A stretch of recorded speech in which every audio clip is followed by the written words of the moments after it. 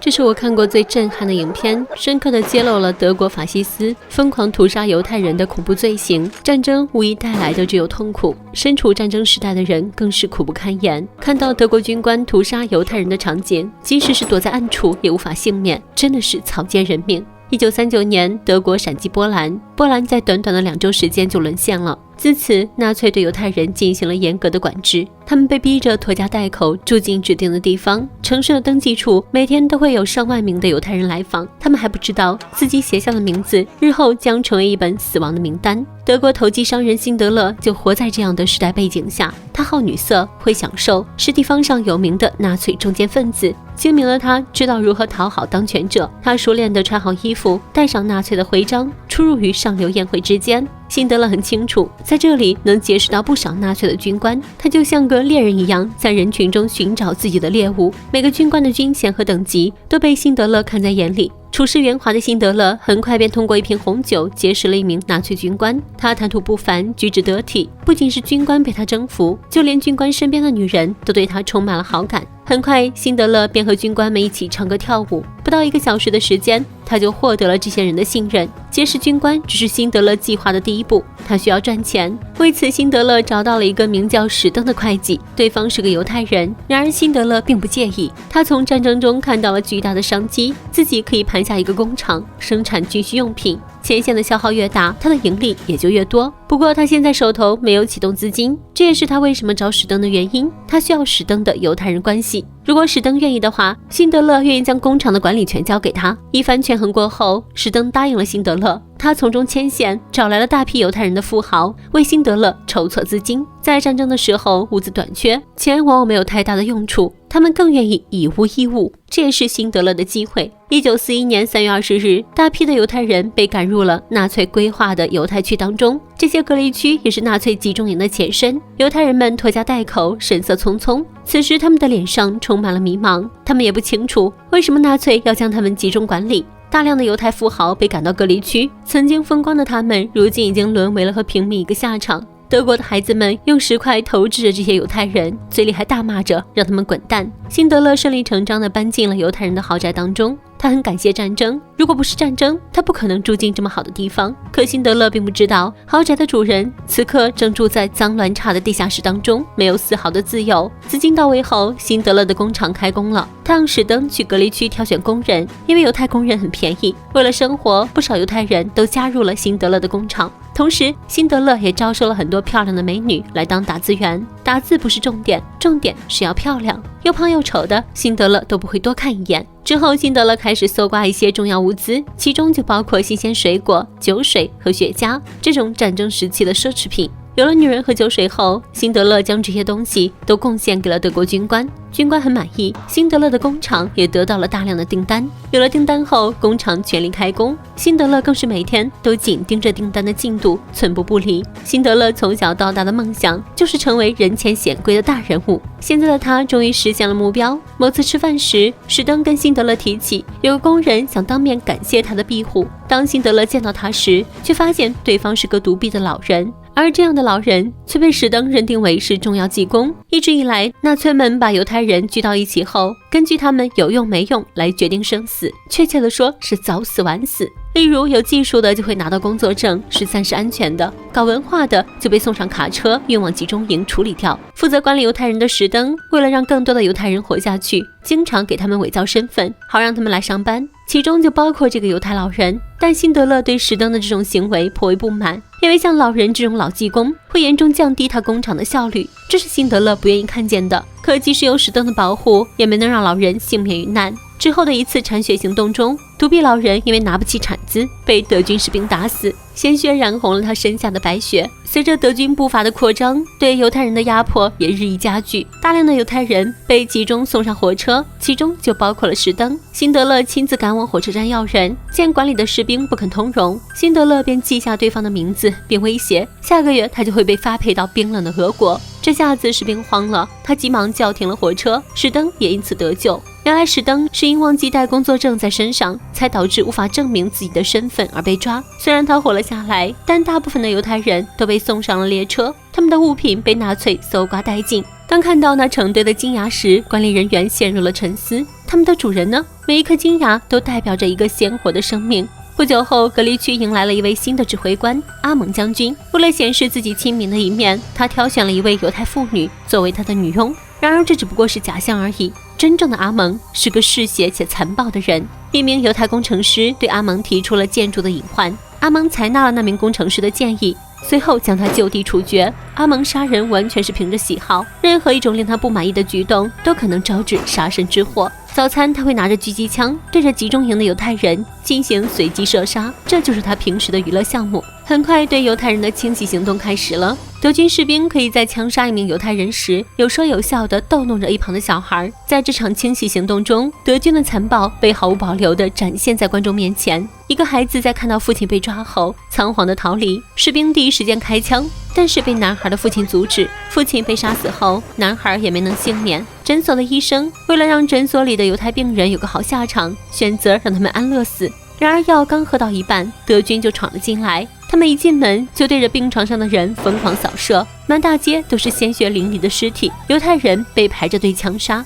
为了节省子弹，德军往往会让那些人排成一排，这样一颗子弹就能杀好几个人。山坡上的辛德勒看到这如同人间炼狱一般的景象，被震惊得说不出话。一个小女孩从人群中走过，那是这部黑白电影里唯一的色彩。辛德勒是一个唯利是图的商人，他从来没想过德军会如此残暴地对待犹太人。此刻他内心的信仰开始逐渐动摇，肃清犹太人的行动在日夜不停地进行着。一些侥幸躲过的人躲藏了起来，比如钢琴里。然而德军士兵会通过医用听诊器找出藏在夹缝中的犹太人，不放过一个。随着枪声的响起，楼道里火光四射。面对如此残暴的一幕，德军军官却还在兴致盎然地弹着钢琴。大量的犹太人被杀害，辛德勒的工厂也失去了工人的来源，工厂面临停摆的窘境。为了工厂能够顺利营运，辛德勒不得不找到阿蒙谈话。他希望阿蒙能够把工人还给他，因为每杀一个工人得重新训练另一个代替，太麻烦。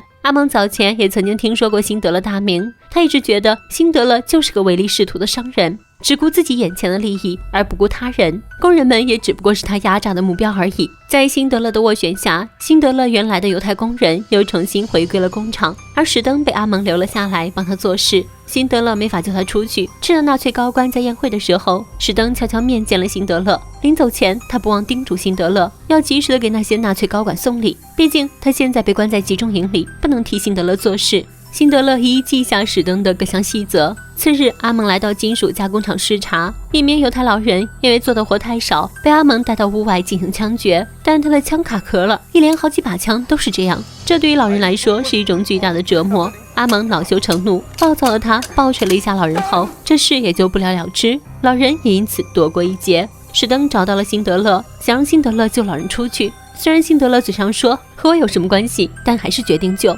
他给了史登一个珍贵的打火机，史登用打火机贿赂给了有关人员，伪造老人的身份是个牧师，老人被成功救了出来，安排在辛德勒的工厂内工作。一次，有犹太人偷吃了集中营里的食物，阿蒙将所有的嫌疑人集中到了一起，质问是谁偷吃的。没有人说话，所有人都保持着沉默，这让阿蒙有些恼火，拿起枪随便打死了一个人。既然还是没人说话，阿蒙便打算继续开枪。这时，一个男孩带着哭腔站了出来，他颤抖着举起右手，指着死掉的人说是他偷的。因为这句话，所有人幸免于难。辛德勒觉得他很机智，就让史登把他捞出来，并用同样的方法安排到工厂里工作。每一次捞人都要对军官进行贿赂，这也是一笔不小的开支。很快，辛德勒工厂的名声越来越大，几乎所有犹太人都把那里当成了庇护所。一个犹太女人打扮得漂漂亮亮的来勾引辛德勒，她靠着假证件没被抓，身无分文的她想让辛德勒救她的父母出来，但这不是辛德勒想要的。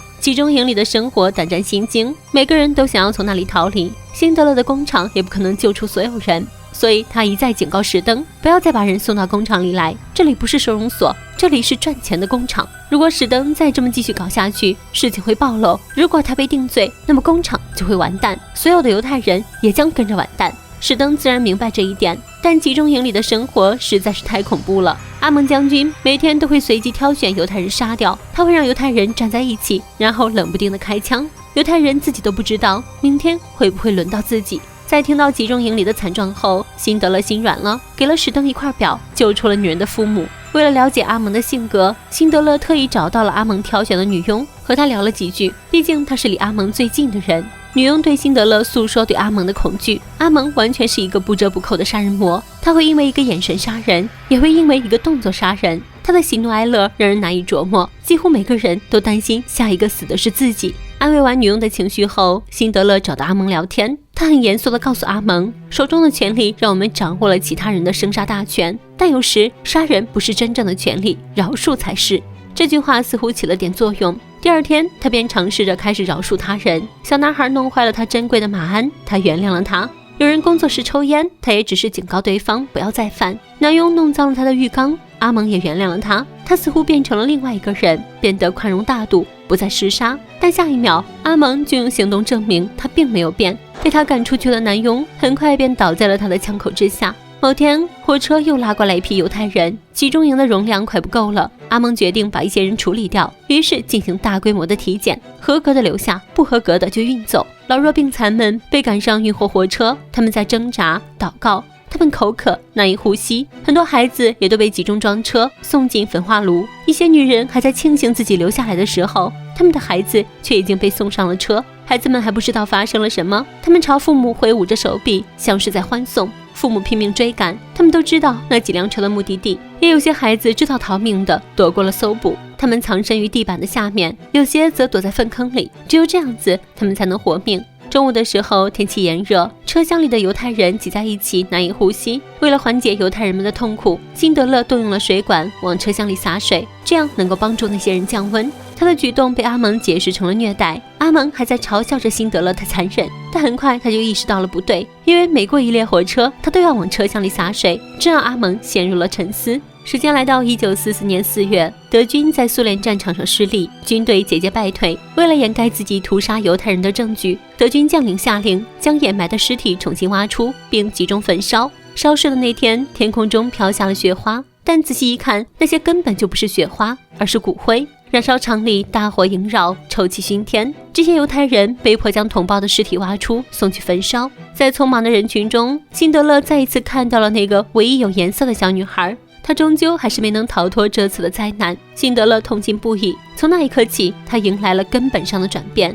第二天，辛德勒找到阿蒙，他表示自己要建造一个武器工厂，并跟阿蒙要一些人。为此，辛德勒准备了一份人员名单。这份名单拯救了1000多个犹太人的性命。辛德勒付出了毕生的积蓄，贿赂了阿蒙，并建造了新的工厂。工厂就建在辛德勒的家乡，离臭名昭著的奥斯维辛集中营很近。辛德勒还想救更多的人，他开始联络过去的合作伙伴，试图和对方联手救出更多的犹太人。在清点完所有的名单后，史登指着名单说：“这份名单就是生命。”他们被德军清点后送上火车。虽然男人们的火车顺利地抵达了目的地，但女人们的火车却驶进了奥斯维辛集中营。在那里，他们看到了大量的犹太人排着队进入焚化炉。奥斯维辛集中营在二战当中总共屠杀了100多万的犹太人，这几乎是一个小城市的人口总和。听说工厂的女人们被扣留后，辛德勒立刻奔赴奥斯维辛集中营，用1袋钻石贿赂那里的长官，将女人们救了出来。在他们离开的时候，又来了一群人，他们又是另一个人生了。之后，他更是以德国的法律来约束那些看管的士兵，警告他们不要使用暴力来对待工人，士兵们也不得干预工厂里的任何工作。对于犹太人来说，奥斯维辛是地狱，而辛德勒的工厂则是天堂。可好日子没过多久，辛德勒工厂生产的子弹就被退了回来，因为没有通过审查，纳粹军方命令辛德勒再做一批，不然就让他的工厂关闭。辛德勒很清楚子弹是不合规的，他擅自更改了机器的刻度，这样的话子弹就会被退回。辛德勒不希望自己工厂生产的子弹变成杀人的武器。对于军方的命令，辛德勒打算从其他地方买一批子弹，虽然会花很多钱，但是只能保住工厂和自己的信仰。不久后，苏联红军攻入柏林，希特勒自杀，德国宣布投降，消息传遍了全世界。战争结束了，工厂自然也就没有了存在的必要。辛德勒决定遣散工人，让他们重获自由。犹太人自由了，但辛德勒没有。在工人眼里，他是一个英雄，但是在外人眼里，他是一个不折不扣的纳粹帮凶，不仅压榨着工人们的血汗，而且还帮助纳粹制造军火。无论哪一点，都将置辛德勒于死地。辛德勒召开了大会，对着所有的犹太工人宣讲，今晚他们将重获自由，而自己将会被通缉。他必须要开始逃亡了。最后，辛德勒说服了那些看管的德军士兵，让他们放下武器回家去了。午夜时分，辛德勒准备逃走，犹太工人们集合到一起，他们决定送辛德勒这个救命恩人最后一程。他们联名写了一封信，上面记载了这里发生的一切，希望这封信能在辛德勒被捕时派上用场。不仅如此，犹太工人们熔掉了唯一的一颗金牙，打造出一枚戒指送给辛德勒，上面写着：当你拯救了一条生命，就等于拯救了全世界。